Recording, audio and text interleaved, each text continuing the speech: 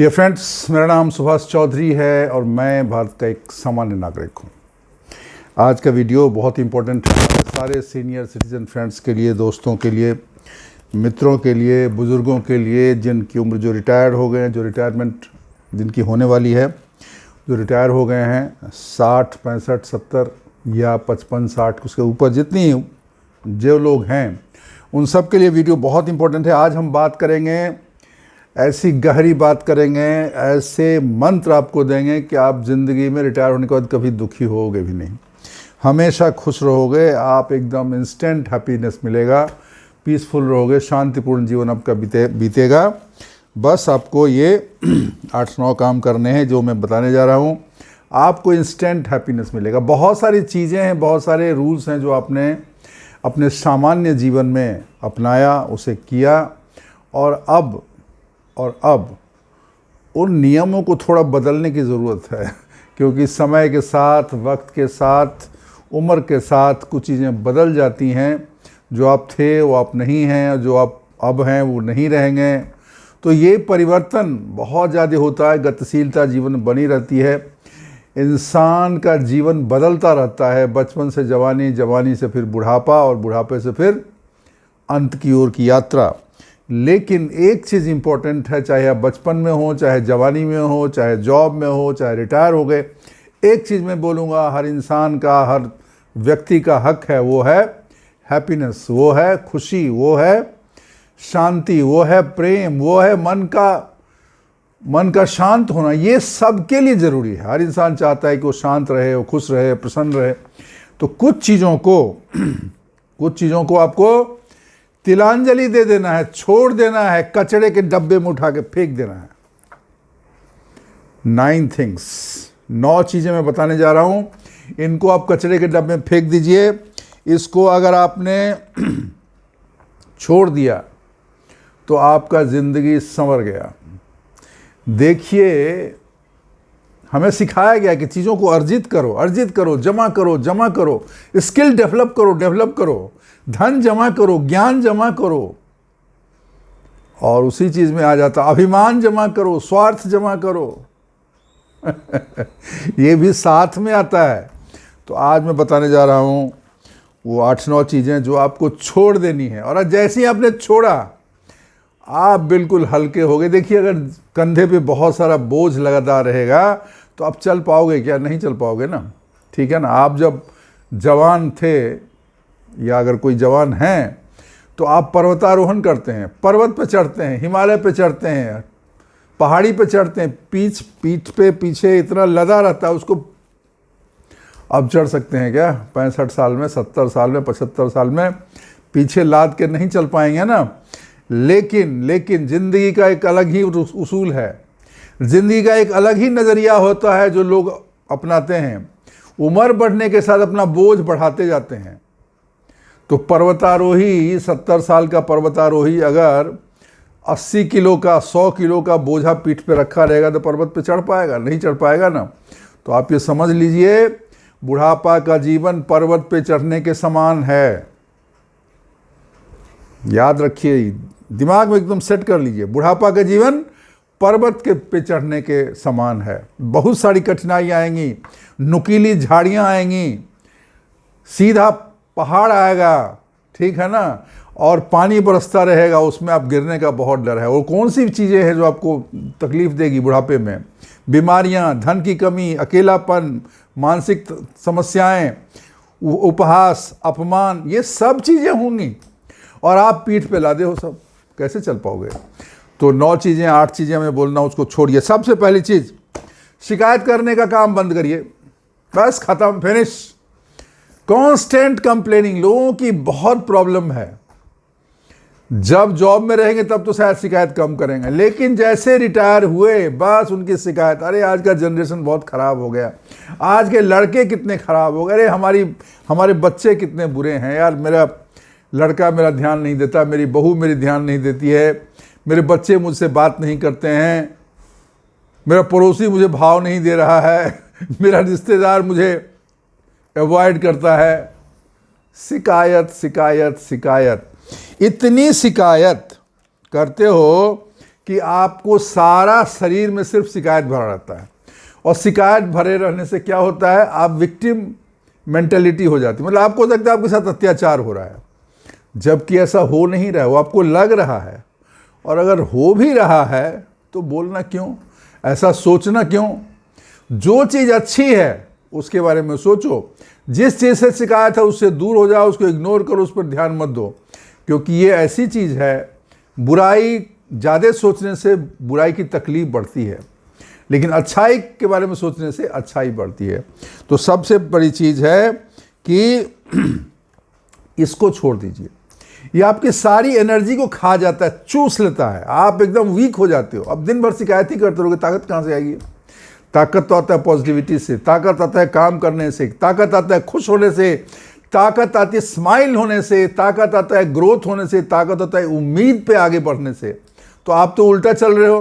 तो अगर आपको आदत है लोगों का कंप्लेन करने के, लोगों में है कमी, मैं नहीं बोल रहा हूँ नहीं कमी है, कमी है, फिर भी आप उसकी शिकायत मत करो। आपको जो करना है करो, लेकिन शिकायत मत करो, और मन में शिकायत का भाव भी मत लाओ। पहली चीज करके देखना, बहुत फायदा होगा। दूसरी चीज, दूसरों से कंपेयर करना। अरे यार उसको सरकारी नौकरी मिल गई, मैं प्राइवेट में ही रह गया, अभी इसका क्या करना है? मुझे भी मिला था, मैं नहीं गया था। अरे भी हो गई 30 साल पुरानी बात, 35 साल पुरानी बात। उसको पेंशन मिलता है यार, मुझे नहीं मिलता है। और उसके बेटे उसको बहुत ध्यान रखते हैं, उसके लिए देखो कितना बढ़िया गिफ्ट लाते हैं। मेरा बेटा तो मेरे से ढंग से बात ही नहीं करता है, उसकी तो नौकरी ही बहुत छोटी है। अभी ये कंपेयर करना अपने पड़ोसी से, अपने मित्र से, अपने दोस्तों से, और वो आपको अंदर ही अंदर खाता रहता है, क्योंकि आप कुछ कर नहीं सकते हो। जो भी होना था हो गया, और जो होना होगा हो जाएगा। अभी जब आपको करना था तब तो आपने किया नहीं, और नहीं किया तो ठीक है ना, क्या दिक्कत है? आपने भी कुछ मजे किए होंगे जो उसने नहीं किए होंगे, आपका भी कुछ अपना अलग। देखिए जिंदगी में हर इंसान का रास्ता अलग होता है, हर इंसान का रास्ता अलग होता है, यूनिक होता है, क्योंकि हर इंसान की जिंदगी यूनिक है। किसी को कुछ मिला है तो उसी ने कुछ खोया भी है, शायद आपको न पता हो, उसने कुछ खोया भी होगा। हो सकता है कि वो रातों की नींद खो दिया हो सकता है उसके पैसे उसके बच्चे के पास बहुत हो, लेकिन उनको वैल्यू नहीं करता होगा। हो सकता है कि उसका कहीं अपमान होता होगा, हो सकता है कि लोगों की नज़र है उस पर। आपके साथ ऐसा नहीं है, तो ये भी तो खुशी की बात है। तो दोस्तों, कंपेयर करना दूसरों से बंद करिए, stop comparing yourself to others, ठीक है ना? क्योंकि आपकी यात्रा अलग है, उसकी यात्रा अलग है, आप अलग इंसान हैं, वो अलग इंसान है, उसकी ज़िंदगी अलग है। आप जैसे हो उसमें मस्त रहो, खुश रहो, जो मिला है जैसा भी है बस। कहावत है ना, अल्लाह मेहरबान तो गधा पहलवान। तो आप पे अल्लाह मेहरबान है, ईश्वर आप पे मेहरबान है, भगवान आपको दे रहा है, आप खुश रहो ना, जो है वही बहुत है। उन लोगों को देखो जिनको 2 जून की रोटी भी नहीं मिलती है, जो सड़क पे सोते हैं। मैं जाता हूँ सब्जी लेने के लिए, जस्ट एग्जाम्पल दे रहा हूँ।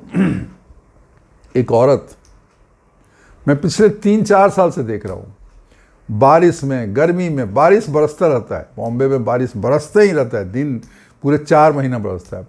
उसमें औरत एक छोटे बच्चे को लेके, उसके पास एक छोटा बच्चा है और एक दूध पीता बच्चा है, और वो अकेले रोड के किनारे, उसके पास दुकान भी नहीं है, झोपड़ी लगा के या कुछ ऐसा कुछ लगा के सब्जियां बेचती रहती है 10 बजे 9 बजे रात तक। वो बच्चे को कहाँ रखेगी, आदमी को सब्जी कैसे बेचेगी? और उसका घर भी कहीं नहीं है, घर है नहीं उसके पास, कहीं किनारे कहीं सो जाती है। और फिर भी आप उससे बात करो तो उसके चेहरे पे स्माइल होती है, सब अपने सब्जी की तारीफ करती है, ये सब्जी अच्छा है, ताज़ा है। जिंदगी बिल्कुल अलग होती है इंसान के लिए। आप उसको अगर देखोगे, तकलीफ में लोगों को जब देखोगे, तो आपको याद होगा, आपको यकीन होगा, आपको विश्वास होगा कि आप कितने खुश नसीब हो, ईश्वर की कितनी मेहर है आप पे, कितनी मेहरबानी है आप पे।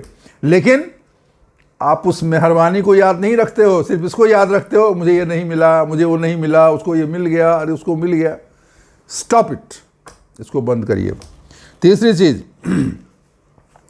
जिन इंसान से दिक्कत है, जिन चीज़ों से दिक्कत है, उसका फोटो घर में लगाए रहोगे, उसकी चीज़ें सहेज के रखोगे।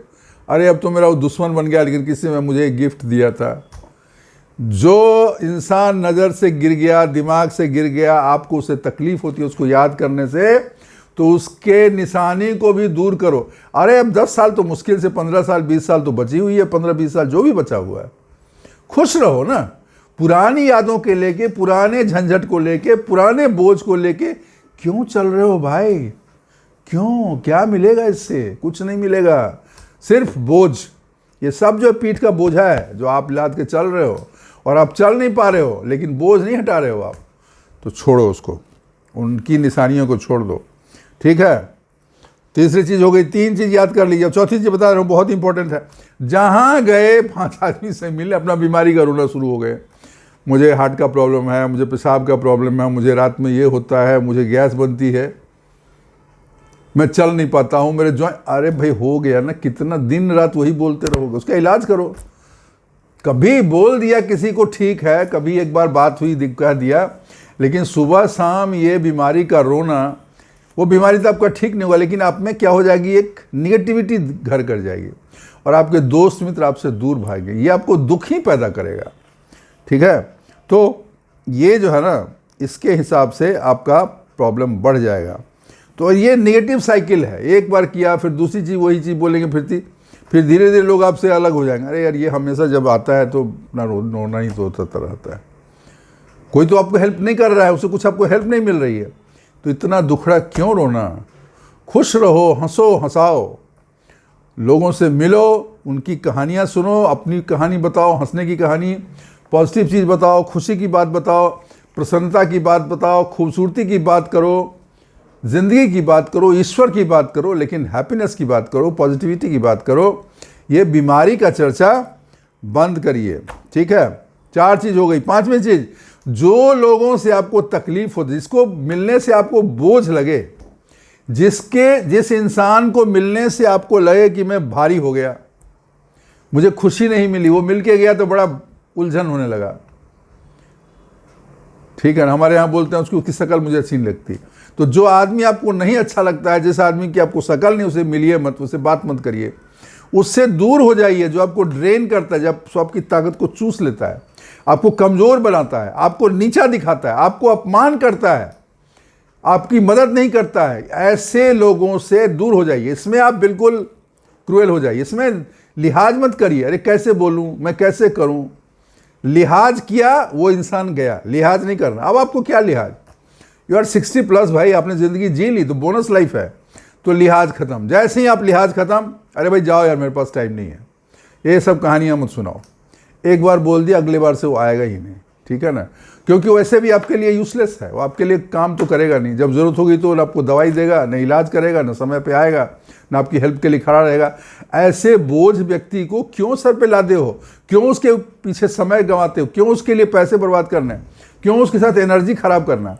तो इनको जो है ना, अपने हेल्थ के लिए, अपने खुशी के लिए उनको दूर कर दीजिए। ठीक है, 6ठी चीज़, जो किया सो किया। हर चीज़ को घर में, परिवार में, फैमिली को, दोस्तों को जस्टिफाई क्यों करना है? हमने ऐसा किया ना क्योंकि ऐसा ज़रूरी था, इसमें ये हो जाता, अगर मैं नहीं करता तो ये हो जाता। बहुत लोगों की आदत होती है, वो अगर एक समोसा खाएंगे, किसी से मिलने जाएंगे, किसी बीमार व्यक्ति से बात करेंगे, उसका भी वो बताएंगे, फिर मैं इसलिए मिला, मेरा ये हो गया। क्यों बताना भाई? You did it, it's okay, you liked it, आपको मन था मिलने का, आप मिल लिए, आपको मन था कुछ करने का, आपने कर डाला। इसको जस्टिफाई करना ये ठीक नहीं है, क्योंकि you are not suppose to give your explanation. और कौन है? आप तो खुद ही बड़े हो, आप तो बुजुर्ग हो गए, आपको कौन सवाल करेगा? और करेगा तो बोलो मैं नहीं बताता यार मेरा मन हुआ, मैंने किया, बस। ओके, दैट्स ऑल, जाओ, हो गया। क्रिएट दैट एटीट्यूड, मैं ही मैं हूं, दूसरा कोई नहीं, बस ये एटीट्यूड बनाइए। ये खासकर उन लोगों के लिए बोल रहा हूं जो हर चीज में सफाई देते हैं, हर इंसान से डरते हैं, हर इंसान का लिहाज रखते हैं। मत करो ना, ये बोझ सर पे, लिहाज का बोझ मत रखो। जिस दिन ये बोझ हटा दोगे, लगेगा थोड़ा और हल्के हो गए हम, ये बहुत ज़रूरी है कि we have to stop justifying our decision. Whatever decision we have taken, whatever decision we have done, whatever we have done it. I don't need to explain everybody. मुझे किसी को explain करने की जरूरत नहीं है. मुझे नहीं कुछ बताना मैंने क्यों किया, मेरा मन था मैंने किया. अनलेस अनटिल कोई उससे अफेक्ट नहीं हो रहा है. हाँ, अगर उससे किसी को आदमी को प्रॉब्लम हो रही है, उसकी वजह से कोई अफेक्टेड है, ओके देन इसका एक रीज़न बनता है. लेकिन अगर किसी को कोई अफेक्ट नहीं हो रहा है, मेरी ज़िंदगी उसके साथ मैं क्या करूं, वाई समबडी एल्स, उसको मैं क्यों बोलूं. तो ये बहुत ज़रूरी है. ये तो आप सब लोग सीख लीजिए. जो कर रहे हैं अच्छा है, जो नहीं कर रहे हैं वो आदत छोड़ दें. ठीक है. 7वीं चीज़, लोग बहुत डरते हैं परिवर्तन से. अरे टेक्नोलॉजी चेंज हो रहा है, दुनिया चेंज हो रहा है, समय चेंज हो रहा है, लोग चेंज हो रहे हैं, आप भी थोड़ा चेंज करो. और हर चीज़ को, हमारे ज़माने में तो ऐसा होता था, हमारे ज़माने में वैसा होता था. अरे होता था, अब तो नहीं होता है ना. मुझे याद है बहुत साल पहले 2006-07 में किसी कारण से मुझे उसमें फ़्लाइट से कहीं जाना था. तो जो मैंने टिकट बुक किया तो मुझे ऑनलाइन भेज दिया. जिसे बुक कराया था उसने मुझे मेल पे भेज दिया. हमने कहा मुझे यार हार्ड कॉपी चाहिए. अरे सर हार्ड कॉपी की ज़रूरत नहीं, इससे काम हो जाएगा. लेकिन मैं फिर भी, मुझे लगता था यार टिकट तो हार्ड कॉपी ही चाहिए. तो मैंने जाके प्रिंट लिया, उससे टिकट का कॉपी लिया. लेकिन अभी उसकी कुछ ज़रूरत नहीं है. टेक्नोलॉजी चेंज हो गया. अभी तो रेलवे का, ट्रेन का भी टिकट के लिए कॉपी का ज़रूरत नहीं होता है. आपके मोबाइल में पड़ा हुआ है, दिखा दो, हो गया. कौन उसको प्रिंट कराए, कौन उसको करने जाए. तो टेक्नोलॉजी बदलता है, रूल्स बदलते हैं, चीज़ें बदलती हैं ना. तो आपको उसके साथ अपने को आत्मसात करना है. ठीक है. कुछ नया करना है, करो. If you want to do something new, do it. डर के मारे मत बैठे रहो. अरे मैं फेल कर जाऊंगा, अरे मेरे से नहीं होगा, मेरी उम्र हो गई. अरे उम्र हो गई तो क्या, कभी तो शुरू करते हैं ना. अभी मौका है शुरू करने का, शुरू करो. और होगा कैसे नहीं, अगर आपने proper planning, proper thought process लेके, पूरा विचार करके, पूरा कंसेप्ट लेके, प्लान करके कोई काम कर रहे हो तो ज़रूर होगा. और अगर नहीं होगा तो फिर से करेंगे. डरने की क्या बात है. तो ये जो फियर है ना, बदलाव से डर, इसको दूर भगाइए. बहुत लोगों को बदलाव से डर होता है. वो लैपटॉप नहीं छूते हैं, कोई ऑनलाइन चीज़ है उसमें घबराते हैं, उसमें डरते हैं. वो स्वाभाविक है, क्योंकि जो चीज़ें हमें नहीं पता था वो चीज़ें आज होने लगी, तो हमें थोड़ा असहज तो रहेगा. लेकिन हमें उसको सीखना चाहिए. We should keep learning, then only we will grow, then we will be able to walk along with the new generation. Gen बोलते हैं ना, जनरेशन, न्यू जनरेशन. ठीक है. तो उनके साथ हम तभी कदम से कदम मिला के चल पाएंगे जब हम उस चीज़ें, टेक्नोलॉजी को, जीवन में होते हुए परिवर्तन को, समाज में जो परिवर्तन हो रहा है उसको सबके साथ मिलकर चलेंगे, तभी हम कर पाएंगे. और वो ज़रूरी है. तो इसको ज़रूर अपनाइए. 8वीं चीज़, रिसेंटमेंट, कोई अफसोस, कोई गुस्सा, पुराना एंगर है किसी के लिए, मन में दबा के बैठे हुए हैं, न बोल रहे हैं न कुछ. या तो उसको बोल के निकाल दो, या उसको माफ़ करो. वो बोझ है, आपके मन पे बोझ है. पुराना गुस्सा, पुराना नफरत, पुरानी बातें, पुरानी कहे हुए अपमान, पुराना कोई फ्रॉड. आप उस बोझ को लेके जी रहे हो, ये आपकी ज़िंदगी को छोटा ही करेगा, आपकी प्रॉब्लम सॉल्व नहीं करेगा, और ज़िंदगी में और तकलीफ़ देगा. आप एक अफसोस, एक गुस्से में जीवन बिताओगे. तो उसको छोड़िए, उससे बाहर आओ, उसको रिलीज़ करो, उसको बोलो ठीक है, ख़त्म है, ओके डन इट. छोड़ो इस चीज़ को, अभी इस चीज़ को ध्यान नहीं देना. क्योंकि दिल को बड़ा करना पड़ेगा. अगर ज़िंदगी लंबी करनी है तो दिल को बड़ा करना पड़ेगा. माफ़ी देने का साहस पैदा करना पड़ेगा. मैं साहस की बात कर रहा हूँ. माफ़ करना सब लोगों के बस में नहीं होता है. बड़े लोग माफ़ करते हैं, बड़े दिल वाले लोग माफ़ करते हैं. तो अपने दिल को बड़ा करो ताकि तुम माफ़ करो. ठीक है. और हमें शांतिपूर्ण जीवन जीना है. इसके लिए हमको किसी का अप्रूवल का ज़रूरत नहीं है. हम जैसे हैं, जिस तरीके से जीते हैं वैसे ही हम रहेंगे, और हम शांतिपूर्ण ढंग से रहेंगे. ठीक है. और उसके लिए आपको कभी एकांत भी रहना चाहिए. ठीक है ना. अपने मन के अंदर जाना चाहिए और समझना चाहिए कि मेरे लिए क्या ज़रूरी है. मेरे मन के शांति के लिए क्या आवश्यक है, और जो आवश्यक है वो मैं काम करूँगा, जो आवश्यक नहीं है, अनावश्यक है, वो काम मैं नहीं करूँगा। जिस चीज़ से मुझे दुख होती है, जिससे मुझे परेशानी होती है, जिससे मुझे गुस्सा आता है, जिससे मुझे उलझन होती है, उन चीज़ों से मैं दूर रहूँगा। तो अगर ये 9 चीज़ों को आपने छोड़ दिया, ये 9 चीज़ें को छोड़ देना, फिर से आप एक बार देख लेना, सुन लेना वीडियो। इन 9 चीज़ों को आपने छोड़ दिया, इनको कचड़े में डाल दिया, अपनी ज़िंदगी से निकाल के बाहर फेंक दिया, तो जैसे ही ये सब दुख के कारण थे, जब दुख का कारण निकल गया तो कौन आ जाएगा? सुख। जगह तो खाली रहेगा नहीं, सुख आ जाएगा, शांति आ जाएगी, प्रसन्नता आ जाएगा, शांति, जीवन में आनंद ही आनंद, सुख ही सुख। तो इसको दोस्तों ज़रूर करिए और हमें बताइए कौन सी चीज़ आपके पास कमी थी और कैसे आपने दूर किया, इसकी बात हमें ज़रूर करिए, कमेंट बॉक्स में डालिए। वीडियो अच्छी लगी हो तो लाइक ज़रूर करिएगा। बहुत अच्छा से आपको मैंने समझाया और आप थोड़ा समझदार भी हैं, समझ ज़रूर हुए, लेकिन उसको अपनाना ज़्यादा ज़रूरी है, खाली समझने से नहीं होगा, जीवन में अपनाना पड़ेगा। और कमेंट बॉक्स में बताइए कि आप अपना रहे हैं या अपनाने जा रहे हैं, ये ज़रूर बताइए। दोस्तों के साथ शेयर करिए, वीडियो को लाइक करिए, और चैनल सब्सक्राइब अगर नहीं किया है तो प्लीज़ रिक्वेस्ट है आपसे कि ज़रूर सब्सक्राइब करिए। आपके भरोसे हमारा चैनल चल रहा है, आपके प्यार मोहब्बत की वजह से हमारा चैनल आगे बढ़ रहा है, और लोगों का बहुत प्यार और सम्मान मुझे मिल रहा है। बहुत अच्छी अच्छी चीज़ें मुझे कमेंट्स में मिलने को, पढ़ने को मिलती हैं, और मैं खुद उन चीज़ों से सीख रहा हूँ। एक बहुत अच्छी बात है कि मैं तो बताता हूँ आपको, लेकिन आप भी बहुत चीज़ें हमें बता देते हो, जिसको जानकर मुझे खुशी होती है और मैं अपने जीवन में अपनाता हूँ। तो दोस्तों आज के लिए इतना ही, और जाने से पहले 2 लाइन सुना के जाऊँगा, सुन लीजिएगा, मज़ा आ जाएगा, ठीक है। कुछ इस तरह फ़कीर ने जिंदगी की मिसाल दी, मुट्ठी में धूल ली और हवा में उछाल दी। तो इन्हीं शब्दों के साथ आपसे विदा लेता हूँ। थैंक यू, शुक्रिया, धन्यवाद।